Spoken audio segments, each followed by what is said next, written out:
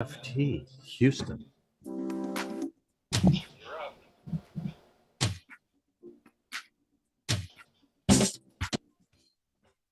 Welcome to Politics Done Right.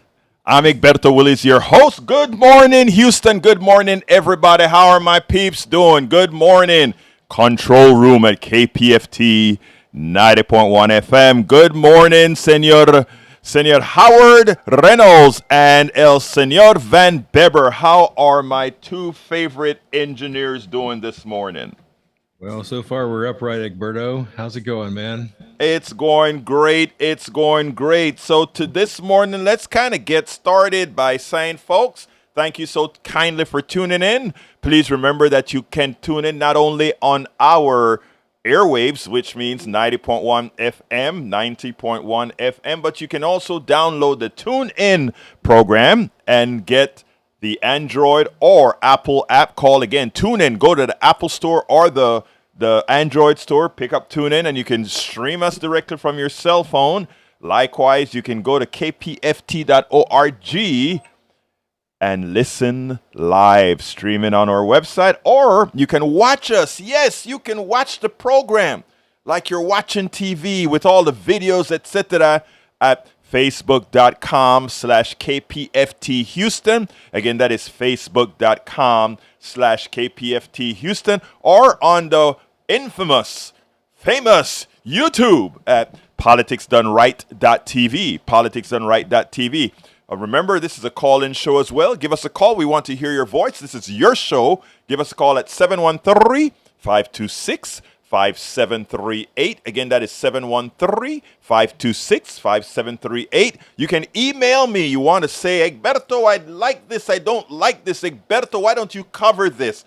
Anything that you need, you want, give me and drop me a line at kpft@politicsdoneright.com. kpft@politicsdoneright.com. I take care of my own email. I listen to what you guys have to say because, like I say continuously over and over again, this is your show. So what is the Van Beber's word of the day? I know Van Beber, every day he has a little insight that he wants to give us. So, Senor Van Beber, come up to the mic. Good morning, Egberto.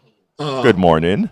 I was thinking, today, last Saturday, June the 10th, AA turned 88 years old.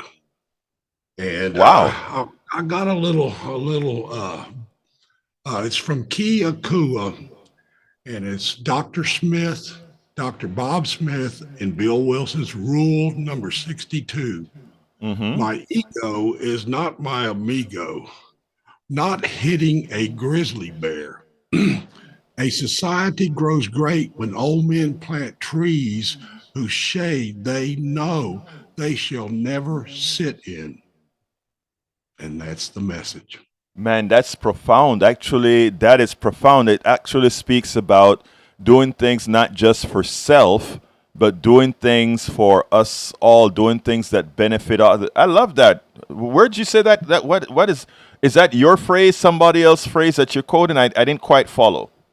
No, it's a Greek proverb. And, it's a meditation that's sent to some of my recovery friends, and it spoke to me. So I wanted to congratulate AA and all the people that help the alcoholic recover. I love that. The one thing I always talk about is, caring for others it's not intrinsic to humanity or any form.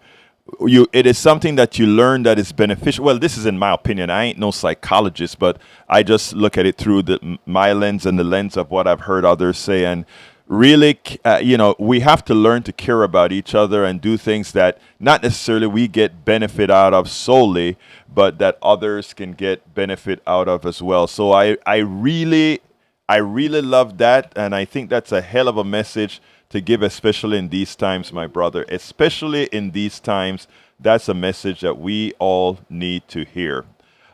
Anyhow, before I go on to the subject, any words of wisdom, Brother Howard? Oh, none today. I think I left my wisdom at home.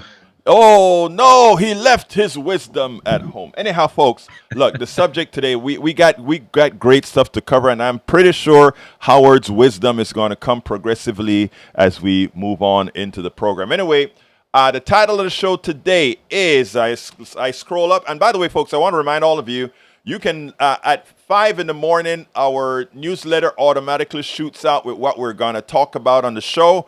Sometimes we get to them all. Sometimes we get to them one. Sometimes we don't get to them at all, depending on whether you call and want to change the subject or not. But whatever the case is, you can always get to what the show was supposed to be that day by getting and downloading our newsletter, politicsdoneright.com/newsletter. Today we have 4 subjects. And again, if we don't get to cover all 4 subjects, all the videos, all the text is in the text that covers the subjects. Not what I'm going to say, but the text that covers the subjects in that newsletter with the links to the videos, etc. that I made previous to the show. Title of the show today is Corporations Admit Gouging. Christie slams Trump. Bolton says Trump extorts. Browde decimates the right. Top U.S. companies admit to gouging. TikTok lawyer Christine Browde, who I found, a TikTok of her showed up in my feed, and it was so profound. I found her and interviewed her for the program today because, again, what she has to say will surprise many. I know for guys like Howard, who studies humanity from all directions, he's going to say, but you know, Egberto, I kind of knew that. But it's great to see the numbers. And Christie was decimated by Trump on CNN. I don't know if you guys saw some of the clips, but I took out some of the most important clips there to put it out there as well. So anyhow, I want to start with the first subject being top U.S. companies admit to hiking prices to pad their profits.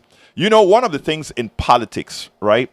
If you take a look at how they attack Biden or attack Obama or even attack Bush or whatever, if prices are out of control, we attack these presidents as not creating the environment conducive to keep stable prices and to have as full of employment as possible. Well, since the epidemic has been over, we have seen employment, but not only employment, but the increase in wages that have exceeded what the inflation rate is.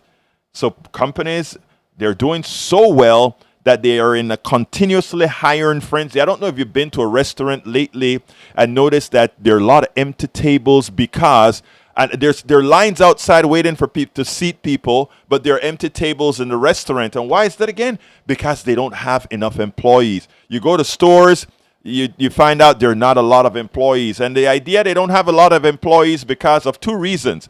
A lot of people are employed. We have the best employment picture in more than 50 years. And the other reason is that corporations are not paying the wages that make people want to come and work. So people make the fiscal decisions in their lives, right? If I can make more money than staying home, that's what I do. If corporations can make more money than taking a government grant, they don't take the government grant, they go ahead and make the money. If they need the government grant to have a more profitable picture, that's what they do. It so happened that when people make that decision, they look at them and say, welfare queen or whatever. I tell you, sometimes taking welfare, and by the way, I've worked all my life, so I'm not saying this out of self anything, okay? But some people, based on what the market is going to pay them, meaning corporations are going to pay them, they make the calculated decision that if I have to go out to work, take a bus, find daycare for my kids, XYZ, it may be more advantageous for me to be on government assistance. And people say, that's embarrassing, that's wrong, etc. Well, companies do it all the time, right?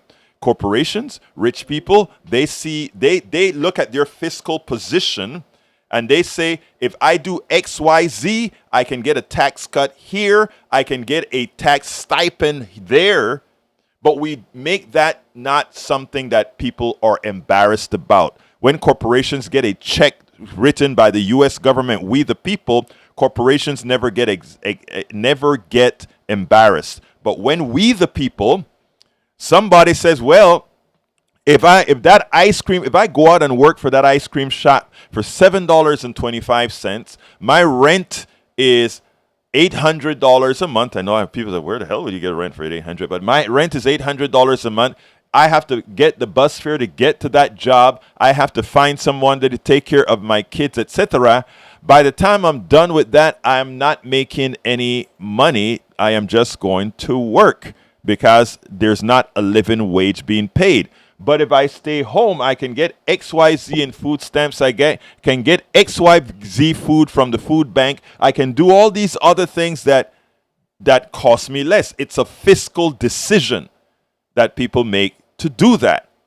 When we start looking at money, employment, and things. No, I'm not talking about that lazy person that just wants to sit at the corner of the street with a bottle of rum or that's not what I'm talking about. I'm talking about a family making a fiscal decision like corporations make a fiscal decision. Now, why am I bringing that up? Corporations have made a fiscal decision to constantly give price increases to shareholders. The people who own stocks in companies are passive investors in a company. The workers for a company are active investors in a company. The financial papers won't say that way, but the workers of that company are active investors in that company. They invest their work, their worth, their intellect. They invest everything of their being into making that company successful. The executives of that company are the ones who work for the shareholders who do, in general, nothing for that company other than having bought a stock, a piece of paper that says when that company's books ends at the end of the year, everything that they make in excess of the expenses to pay their workers, the price of their products, incidentals, it's mine in the form of a dividend or the cost or the price of the appreciation of that stock. Meaning if that stock, I bought it at $10 and it costs, and people can buy it now for $20, that's mine, the investor. I do nothing for that work, but because I am the investor and we are a special class in this country, I will make money no matter what. Okay? Yeah, people will say, well, stock drops sometimes. I know, but the average direction of the market is about 7 to 8% growth every year. That's just how they've made it. They talk about it being the market. There ain't no market, but let's play the market game. Okay? So that worker invested in that company is trying to sell their labor, but when there is a monopoly owned by a corporation, right, which is what we've always had, even in times when there's unemployment, as we'll see, corporations continuously say, well, we'll pay the employee the least we can. We will buy the products from the vendor, from the farmer. You know, farmers have a tendency to be Republican. I always wonder why, when the idea behind what corporations do is to minimize their cost, and maximize their profits, which means when that farmer creates a bushel of corn, the idea is that corporations, the people that in general Republicans and corporate Democrats work for, what they do is they say, we are going to pay the least amount for that barrel of corn we can, shortchanging the farmers. Yet for some reason of psychological impairment, farmers have a tendency to say, we like the conservatives, that they're doing good stuff for us. Okay? So now let's continue. So as it turns out, the folks who control the price that you are going to pay for something or what you are going to work for has very little to do with you and everything to do with the control the corporations have on this purported, what I call mythical market. So what is the deal? Top U.S. companies admit to hiking prices to pad their profits. An analyst released Tuesday show, and this is from Common Dreams, An analysis released Tuesday shows that executives at some of the top publicly traded companies in the United States aren't exactly being coy about using their pricing power to hike costs for consumers and boost revenues and profits, which are then dished out to wealthy shareholders. So they see, we can increase the prices and people are going to still buy, which means our shareholders make more money, which means more bonuses for our executives. Because they can. They can increase the price of eggs because you're going to still have to buy it. The progressive watchdog group Accountable US noted in the new report that some of the largest general consumer Standard & Poor 500 companies have admitted to benefiting from increased prices as their net profits increased year over year, and they rewarded shareholders with billions of dollars in handouts. Okay, let's stop from that paragraph and explain that. The corporate executives that figure out, let's tweak the price up a little higher, because if we tweak the price up a little higher, that means billions of dollars as the millions of Americans buy eggs. That means all that extra amount of money that the egg costs goes into the coffers of the shareholders and the executives. Remember, inflation is simply the increase in price from what it was before. Now, if the raw material costs more, that price increase is justified because the shareholders in general, they'll still make a little bit of money, same amount of money, and the only increase in price is a fixed cost, that which if the eggs had costs more, then it's okay to increase the price of eggs. If the oil had costs more, then it is okay to increase the price of gasoline and petroleum products. But guess what, people? Even during the pandemic, the oil prices crashed. After the pandemic, the oil prices stabilized at a very low level, so much so that Saudi Arabia said they were taking 1 million barrels of oil, 2 million barrels of oil off the market earlier last year. And then they decided to take away another million that they just announced last week, which tells you there should be no increase in prices in petroleum, gasoline, or anything. We're looking at a false market. The price that you're paying for gasoline is the price that the market will bear. In other words, we're going to stick it to you and you're going to buy it. And then it's going to be called inflation. And instead of us blaming the corporations who are doing the bad deed, who are ripping us off, who are taking that money and giving it to the shareholders and their own bonuses, we then say, look at what Biden has done. Look at what government has done. They play us for fools and we accept it. I'm giving you the info, my dear brothers and sisters, so that the next time you hear somebody says, look at the Biden economy, remind them that these things about the price increases have to do with what corporations are doing to us, not what government's doing to us. What corporations are doing to us willingly to make more money for their shareholders who are sitting their butts down doing something else while we work. It's a most efficient form of what I call antiseptic slavery. Slavery used to be that of people who looked like me, who were out there just because of the melanin that I was decided to be born with. That used to determine slavery. Now it turns out that the corporate state has figured out a better way. We can make us all slaves, irrespective of pigmentation, but we just use pigmentation as a tool to create hate among people so that they don't realize they should be not hating each other, but hating us, the corporate state that's screwing us all. Let's remember these topics, folks. Anyhow, continuing with the report. The report quotes directly from the executives of Kimberly-Clark, PepsiCo, General Mills, Tyson Food, and other major U.S. companies. What's special about those things? You've been seeing your prices at the grocery store go skyrocket and you're getting mad. The government is allowing all these prices to go up. And no. It is Kimberly-Clark who sells you know what. It is PepsiCo who sell drinks. It is General Mills who sell flour, bread, all these things. It is Tyson Foods who sell chicken and all these pork, all these things. It is all these major corporations saying we are going to raise your prices, not because it costs us more. Because remember, in as much as we're paying the employees a little bit more, we're still raising prices irrespective of our costs. It's not like the employment cost is a huge cost of your totality. It is not.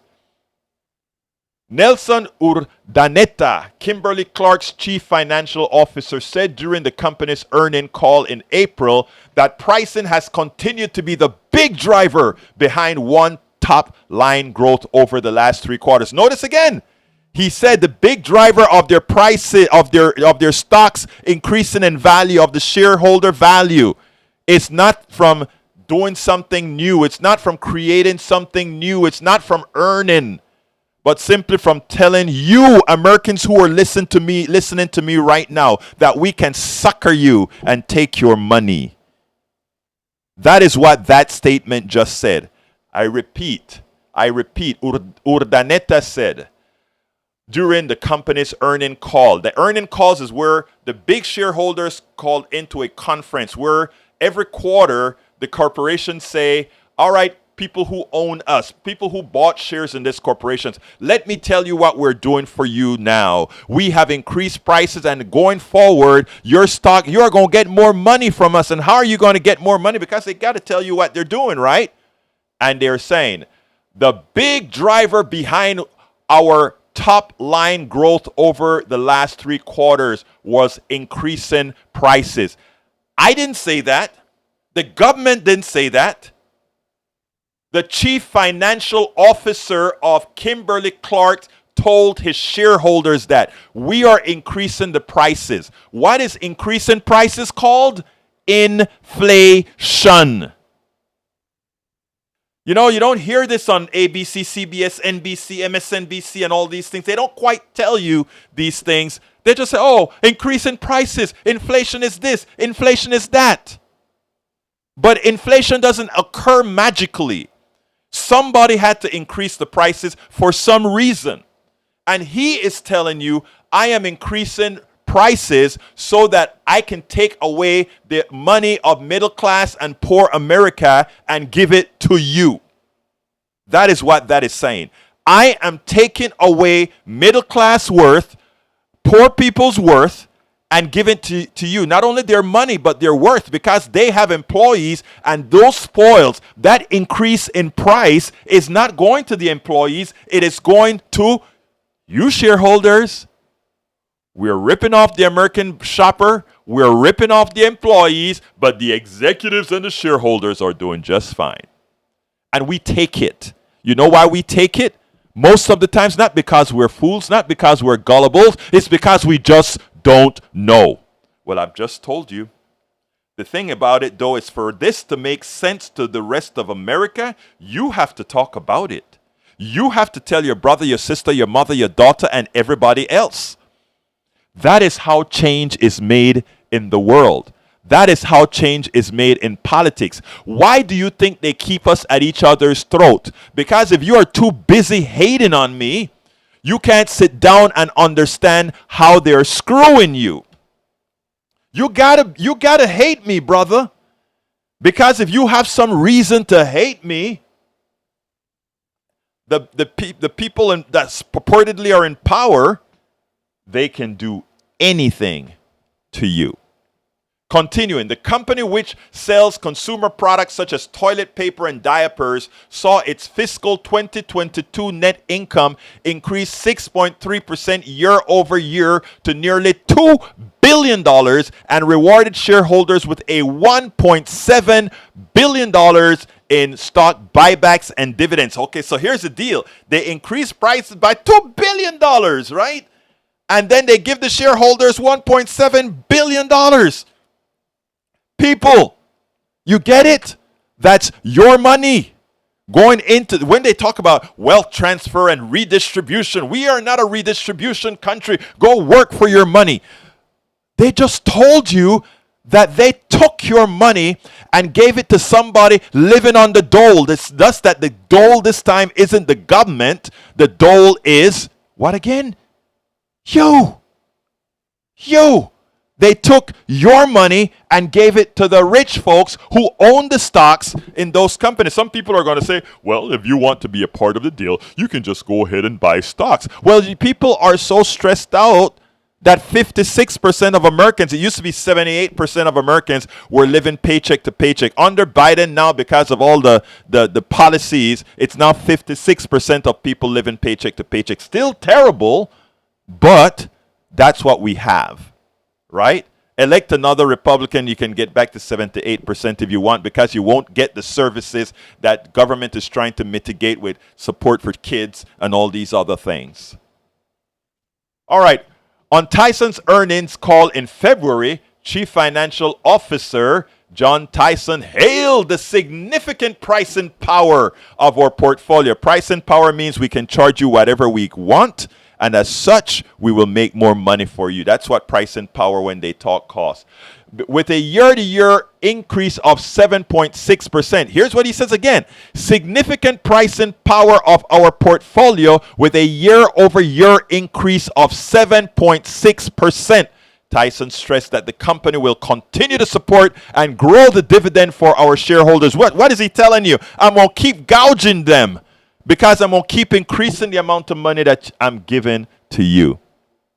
On Tyson's earnings call, that's what he said. According to the Accountable U.S., Tyson saw its net income increase from $3 billion in 2021 to $3.2 billion in 2022 and rewarded shareholders with a $1.35 billion in handouts, $652 million more than the previous year, including a 948% increase in stock buybacks.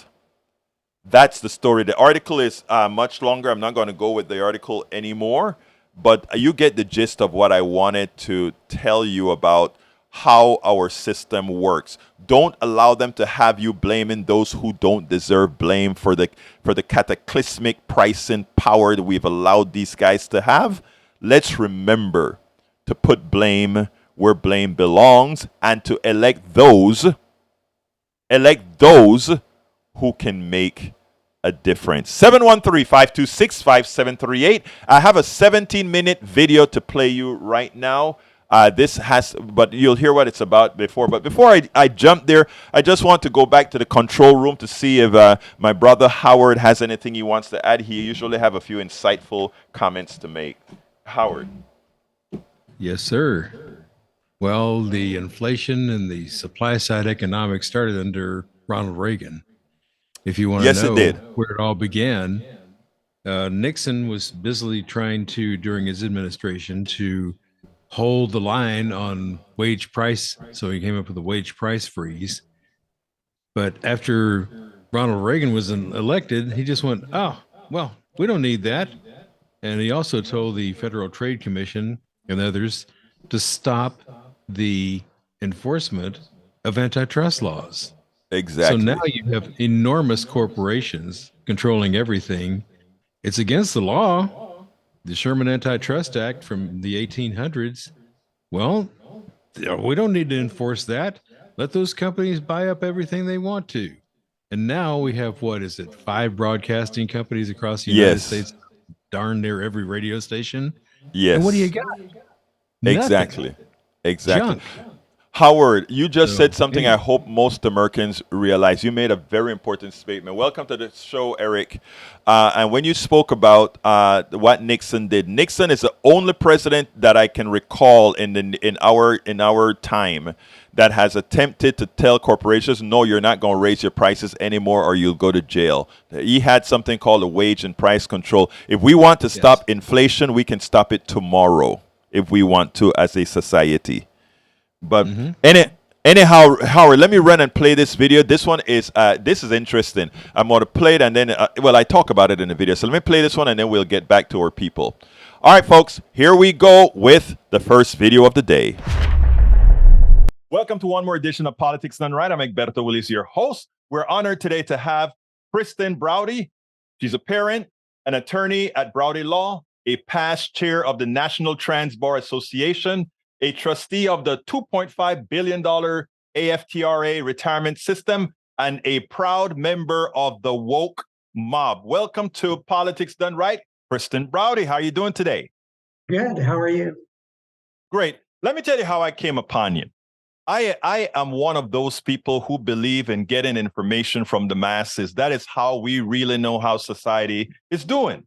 So unlike most who want to ban Twitter and ban Facebook and TikTok, all of that, I think what we need to do is learn how to use these as tools and not make them scapegoats for the ills of society. Now, I came across, I guess maybe we think the same because somehow you appeared in my feed. And you did a piece, I think it was week 16 of a series that you started that I never heard of, that when I saw it made a hell of an impression on me. So I found a way to find you and ask you, and you so kindly accepted to be on Politics Done Right. Why don't you tell me a little bit about yourself first, and then we'll go into the videos that I'm talking about. Well, I'm a lawyer, a parent. I have two kids. They're 19 and 23. And I'm obviously an out transgender woman who lives in Miami, Florida now, in the land that we call Decimates. It's an interesting time to be transgender in America. Where I came from, New York, we had achieved great things. Equality may not be the reality for people, but it's absolutely the law for everyone. Down here, they've moved in exactly the opposite direction. And for what reason? Well, you hear all the scare tactics. You hear the fear that's being peddled from the extreme right, frankly. And I thought, okay, how do we deal with this? Facts matter. I know that that's gone out of fashion since 2016, but facts do matter. And all the propaganda has been transgender people, drag queens, they're grooming children, they're hurting children. So I thought, let's look at who actually is hurting children. Kristen, I want to pause us here. I want to play that video that actually impressed me and I think will impress most. Check this out. We'll take it on the other side. The numbers are as ugly as they are consistent. Yes, this is week 16 of Who's Making News for Sex Crimes Involving Children. We have 52 new cases, and 11 of them, more than 20%, involve pastors, priests, and other church officials. Specifically, 5 new pastors or youth pastors, 4 Catholic priests, a senior Baptist church official, and a Catholic school teacher, all making news this week for sex crimes involving children. Add to that 5 police officers, 5 school teachers or other school officials, 6 family friends or neighbors, and 2 family members, and those are our biggest groupings of people involved in reports of sex crimes involving children this week. But we cannot forget one more politician, the 12th in 16 weeks, and yes, another Republican. 10 of the 12 politicians in our reports of sex crimes involving children have been Republicans. Who has not been in our reports? That would be drag queens. In 566 cases over 16 weeks, not a single drag queen. 22% have been church employees, 14% of them pastors, the ones screeching loudest about the drag queens and transgender people. They're the most consistent offenders here, the pastors. Trans folk, again, none this week, and they've represented just 0.3% of the reports for the 566 cases. There have been 2 of them. For those who've asked, with the help of a terrific TikTok viewer, we're putting together a web page showing all the links, all the names, and a pie chart. That's in testing right now. We hope to have it up within a week or 2. Okay, Kristen, that video blew my mind, but it's not that I didn't know that, but putting it in the manner in which you put it to show that we are barking up the wrong tree and that most of the people that are really a harm to children aren't it's almost like these guys are projecting. Tell us a little bit about why you made that video, etc. Well, it started back in February when one of the people who I know down here in Florida politics said to me, have you seen the statistics? And it was for 1 week, and there had been 17 arrests for crimes involving sex crimes against children. And of them, 14 were pastors. 14. And one was a pastor's wife. I was frankly blown away by it. We've all heard of the Catholic Church scandals, the Mormon Church scandals, the Southern Baptist scandals. But those were historical scandals. And this was 1 week in February of this year. And I thought, okay, TikTok is, if anything, a great organizing tool. So I put together a short little TikTok about that.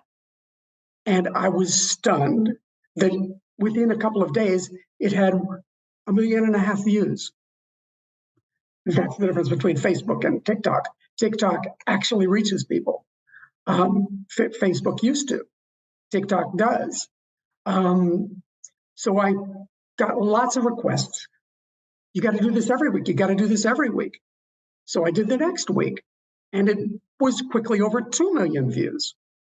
I'm like, okay, there's an interest in this subject. There's a thirst for this knowledge. Caveat: TikTok's algorithm takes you to people who are interested in the subject and tend to be on your side.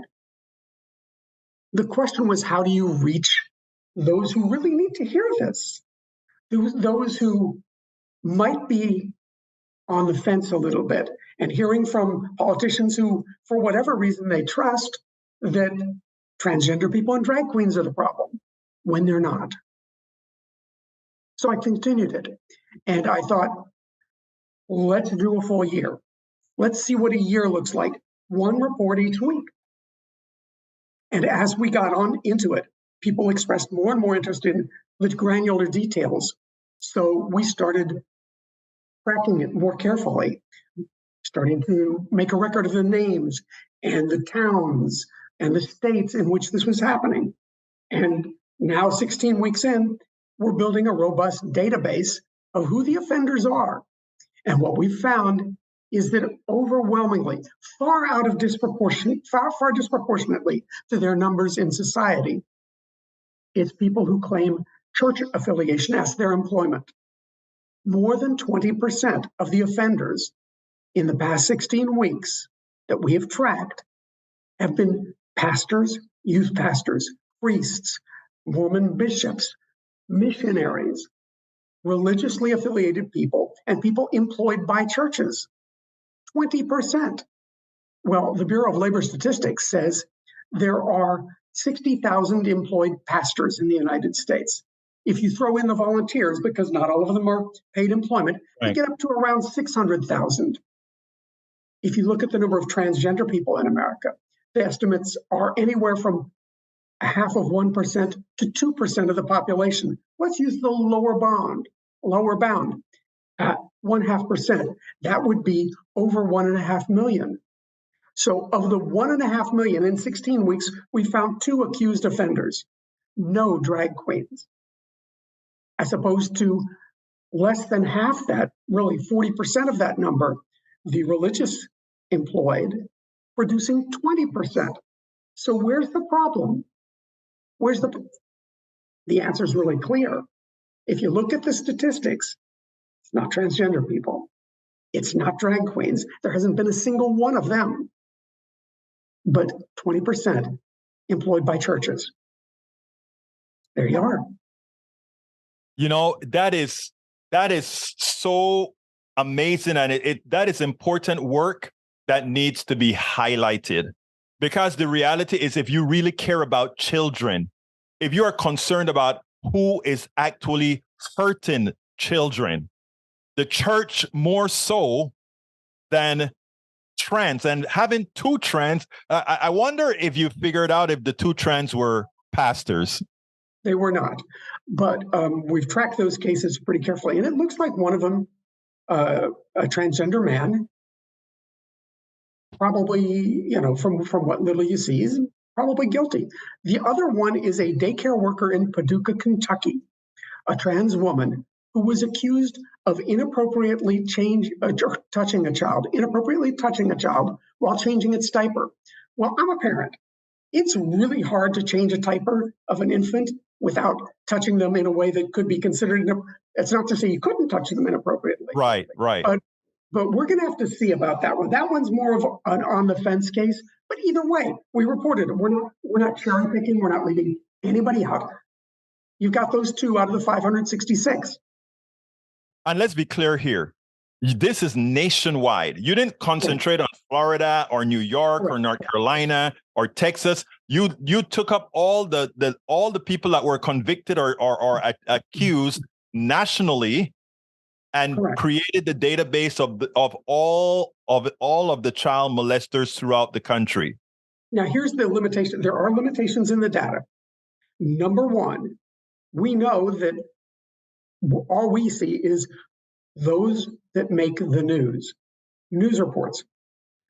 We obviously don't see ones that are not reported by local news, and the news media, unfortunately, at the local level has been decimated by budget cuts. So it's possible that some cases are not getting to us. Number two, we're limited by Google's search algorithms, and they're not always right on time. A small local paper in some small town in Iowa might not get picked up for a week or two. But you know, one other thing, Kristen, is you also know that especially in these small towns, etc., it will be biased against. If you're seeing 20% evangelicals, you know that it's likely higher because there's a lot in many areas. There are a lot of hiding when the church is involved in doing certain things, when police officers are involved in doing certain things, and when all these people of power are involved in doing so. You know that your data is probably biased against, let's say, certain populations and favorable to others. Absolutely. It is an article of faith around here that if there were even the slightest hint of transgender involvement or drag queen involvement, it would be the lead of the story. Fox News would never stop yapping about it. We'd know about that case instantly. But if it's a church member, if it's a police officer, sometimes those don't get, they get swept under the rug. That's why you have scandals like the Catholic Church, where only years later are you hearing in various archdioceses across the country and around the world that hundreds of priests have been involved in thousands of incidents with no criminal charges. Well, let me tell you, first of all, thank you for that work that you're doing. We can never be more enlightened than being enlightened. So it's important what you're doing. Go ahead and give me a closer here. What would you like to tell these audiences going forward? Two things. Number one, we are building a website so people can go through the data themselves. That should be up in a week or two at whoismakingnews.com. We've reserved the name. The site isn't active yet. It will be in a week or two. It's still being built. Number two, when you hear politicians yelling about the danger of transgender people in bathrooms, in locker rooms, in proximity to children, the reality is that transgender people, if you look at the number of transgender people who have committed crimes involving peeping, touching, anything in locker rooms or bathrooms in the past 50 years, remember, 1.5 million lower bound of transgender people in America. You know how many cases there are? Three in 50 years. If you look at United States Congress people, there are 535 of them at any time. In the past 50 years, how many of them have had that problem? Over 11. So do you want 11 out of 535, or do you want 3 out of 1.5 million? Pick your odds. Who are you actually worried about? And if it's us, I think you're missing something. Well, let me tell you why I know I said that's a closer, but you brought something up. Too often in our society, and me being a BIPOC, realizing how stats are skewed and made to hurt people. I don't the racist, the homophobe, the anti-trans, and all these people, the average person in their population, I really don't blame them or hold them too accountable. I hold those accountable who are putting out that data Yes. that allows these people to be ill-informed, to be misinformed. And in the work that I do, I try to go to the level of the racist. I try to go to the level of the homophobe. I try to go to the level of all these others, understanding that it's not them, but those who are promoting the false information. And I think both you and I and others that are in this work, that is what we have to concentrate on, not the hate on those who hate us, but the hate on those who create those who hate us. Exactly right. Exactly. Couldn't have said it better. That's exactly right. That's why I like Pacifica, because you won't hear that anywhere else. Thank you so kindly for having been on Politics Done Right. Kristen Browde, a parent, attorney at Browde Law, and somebody we must all follow. All right, folks, I hope you like that. It took me a lot of kind of searching and corresponding to get to her, but I finally made it to her, and I couldn't have been more happy because she had quite a bit to say. Anyhow, folks, 713-526-5738. Again, that number is 713-526-5738. While I wait for the first call, I have another video that I want you to show. You know, everybody is talking about Donald Trump, and those who like Donald Trump kind of have, they willfully try to have blinders on. And even Christie, for the longest time, Governor Christie, he was no different. But, you know, he's running for president. He wants to be president now, so he had to sort of tell some truths. And in him telling the truths, I think it's something that I would hope other folks that support him now will yield that support after listening to this man. Check it out.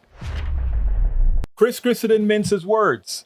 He knew exactly what he wanted to say, and item for item, both in the indictment and for what former President Trump represented, he completely destroyed, annihilate the figment of imagination of what MAGA thought about their president. I want you to listen to this, and then we'll take it on the other side.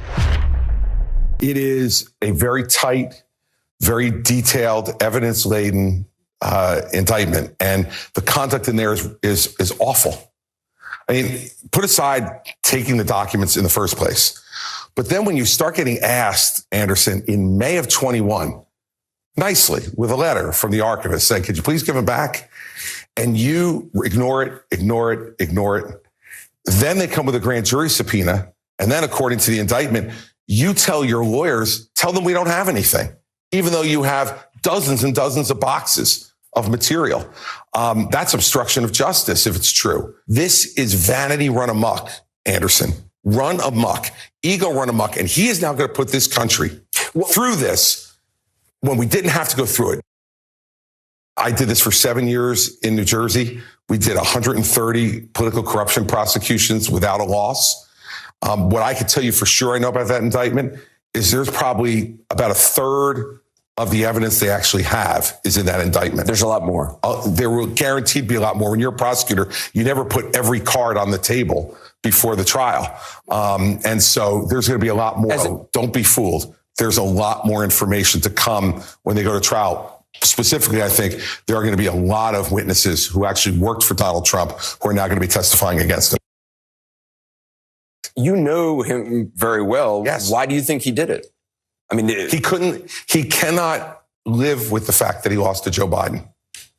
He can't live with it. And look, I watched the way Joe Biden's performing. I'd be pretty bummed out too if I'd lost to Joe Biden. But the fact is he did. And he wants to continue to pretend he's president. He wants the trappings of the presidency around him. And I think one of those trappings is these documents. And we're in a situation where there are people in my own party who are blaming DOJ. How about blame him? He did it. He hasn't won a damn thing since 2016. 3-time loser. 2018, we lost the House. 2020, we lost the White House.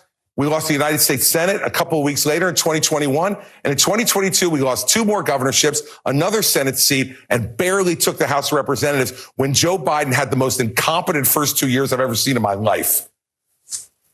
Loser, loser, loser. Look, Christie made a few faux pas when he tried to claim some issues with Joe Biden. Look, I'm not a Joe Biden fan, but Joe Biden is orders of magnitudes better than any one of the Republicans that were running. And as far as the economy is concerned, based on the policies that the guy supported and passed, there's not one of them that would have done better for the economy or could do better for the economy because their philosophy. I went ahead and you can finish watching that video by going to the newsletter, politicsandright.com/newsletter, because I have calls and you guys take priority. So let's go ahead and go to Tory, line 1. It's orders of magnitude better than 8. All right, let's go, Tory. How are you doing today, my brother? Good. Good morning. Good morning. Ruminating on your earlier topic about inflation, and all my hats off to Howard. Very good comment. But just to rewind it a little bit, what's going on now with inflation? It started with the COVID oil price spike, and then Jerome Powell raised the interest rates. So this is about how oil and interest rates kind of intersect. So during Carter, there was what they called stagflation, and it was a sequence of events very similar to what happened just now.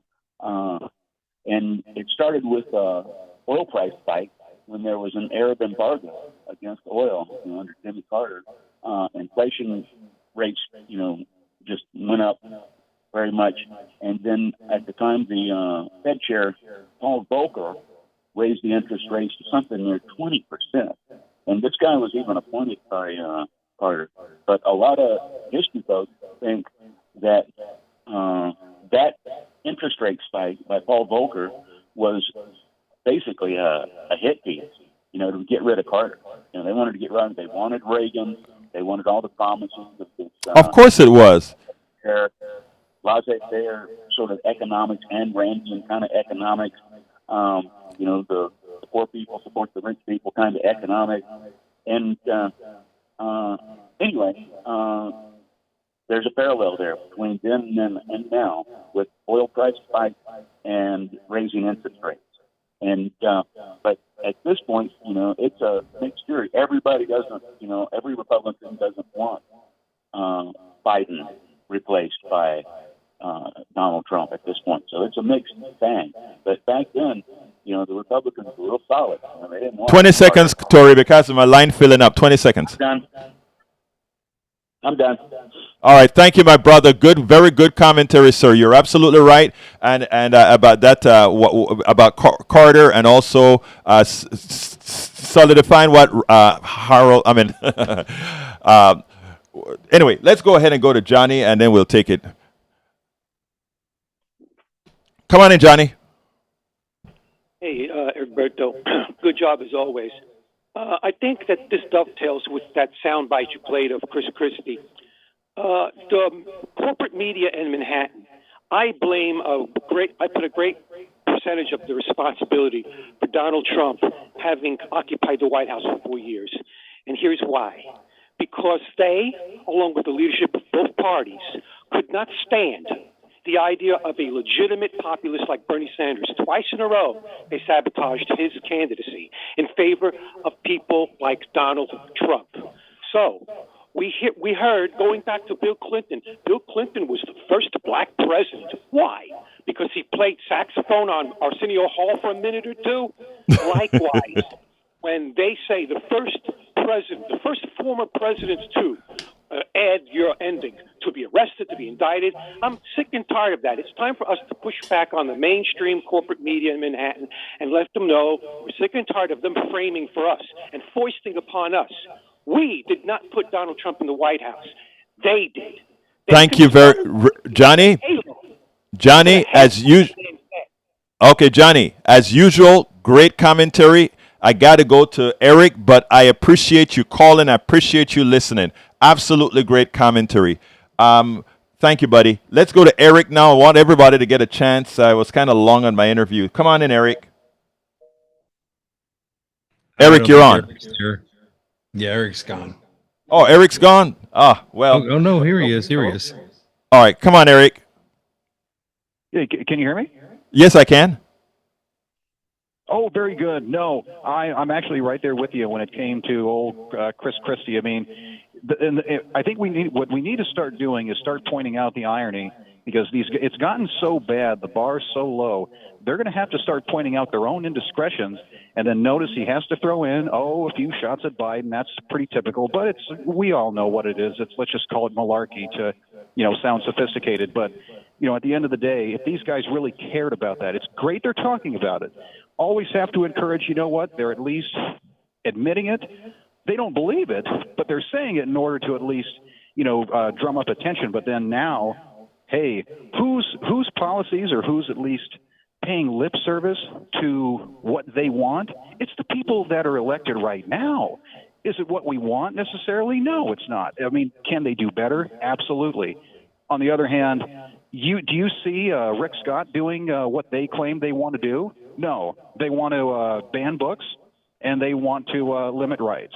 So, and cut corporate taxes and fight with corporations, right? So, at the end of the day, let's get serious. Absolutely so, folks. I got 2 minutes, so thank you so kindly for your call, Eric. Thank you so kindly for your insightful commentary as well. Please keep listening. Please keep calling and share about the existence of KPFT both online and on air. Thank you so kindly, Eric. Anyhow, folks, let me tell you, great calls today as usual. I want to thank you guys for listening to the program. I have one ask. There are not a lot of stations out there that gives you the unadulterated truth, that gives you the time of day, that makes you a part of what they do, that listens to what you have to say, and that is KPFT 90.1 FM, kpft.org. Please tell people about us. Please continue to listen to us. Please continue to support us. That is how we make a change in our country, in our city, in our state, etc. None of this can happen without you. You have much more power than you think. I started the show with the inflation story. We have power with the inflation story. We can band together to penalize companies. There are a lot of things we can do if we work together and stop working apart. If we see the commonality among us and not the false differences, because there ain't really too much differences. I can tell you that out of reality. So let's stick together. Let's get things done. Let's work together. That's how we're going to make a change.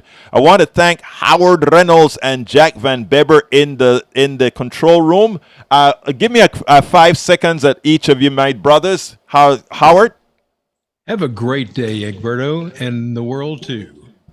And Jack. Happy birthday, 88 years, Alcoholics Anonymous. All right. Happy birthday, Alcoholics Anonymous. My name is Egberto Willies. I thank Dr. Van Beber and Dr. Howard in the studio. My name is Egberto Willies. This is Politics and Right, and you guys know how I end this, baby. I am what? Out.